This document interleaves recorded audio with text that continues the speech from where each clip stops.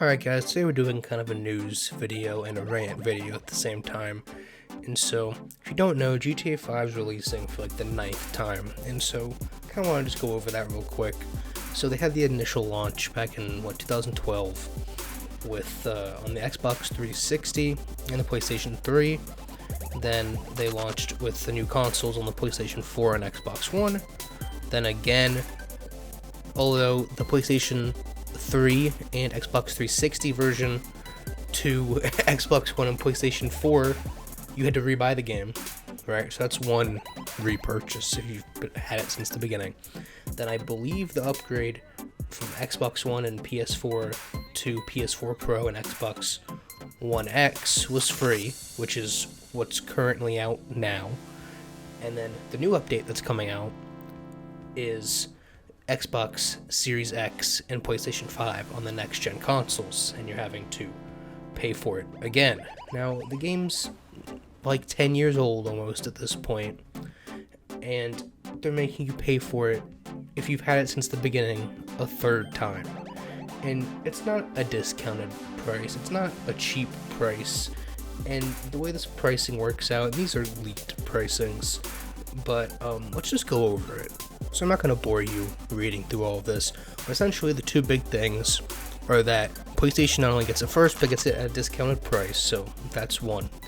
And then, which I don't really care, I wasn't planning on ever getting this. I feel like GTA's kind of been dead ever since they did the casino update. It was like the last significant update they did, but that's just me. I'm sure there's tons of people still playing it.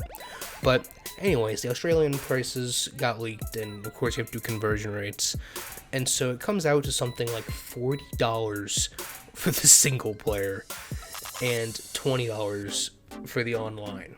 And so my understanding of this, I'm just thinking, who the hell is going to pay $40 for the single player?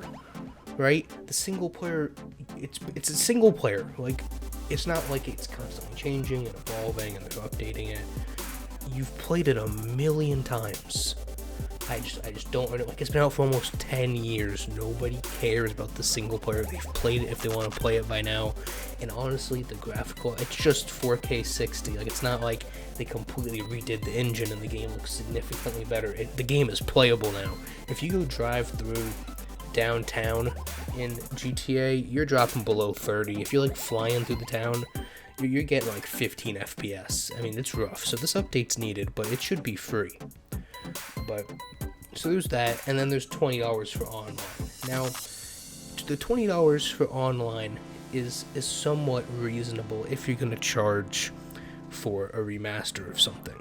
Now, because when a new game comes out, right, it's an extra $10, right? If the game's $60, depending on the company, it'll either be a free upgrade if they're sane to the next gen version, or Call of Duty, and I think Battlefield made you do it also. A couple other games have done it. It's an extra $10. You end up paying $70 for the next gen version. And so you're paying, instead of that $10 for the online upgrade, you're paying $20. But then I got to thinking about it. Oh, it's not that big of a deal, but you already own it, right? It's not like you're paying $10 and then another $10 on top for something new, or if you buy it all, $60 for something. You already own all of this. And so you're just paying $60 for an update, or $20, even regardless. This should be free. I mean, if you really think about it, right? There's a $500 paywall already to get this version of the game, to get this upgrade. And like, this doesn't even look that good. But so you're essentially, they said, I know you already paid $500 for this, but we're gonna charge you again. So that just doesn't make any sense to me. Also, like, this is dead. Like, they should be done with GTA 5. Like, let it die. You made your money. I also just can't stand GTA because of microtransactions. Like, move on. Go make GTA 6. But, they're gonna make a lot of money. It's like Skyrim when they release it every 3 years again. A lot of people are gonna buy this.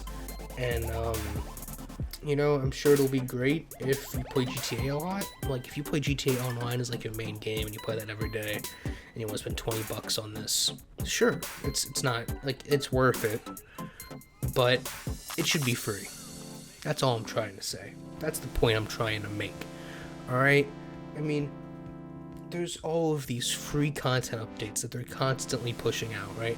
So much content, right? That definitely took way longer. Like all these heist updates and like the casino, like I was mentioning, all the businesses that they added over the years, all of this stuff.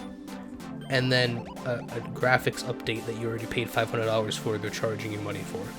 Which just doesn't make sense, right? But that's just me. People are gonna buy it.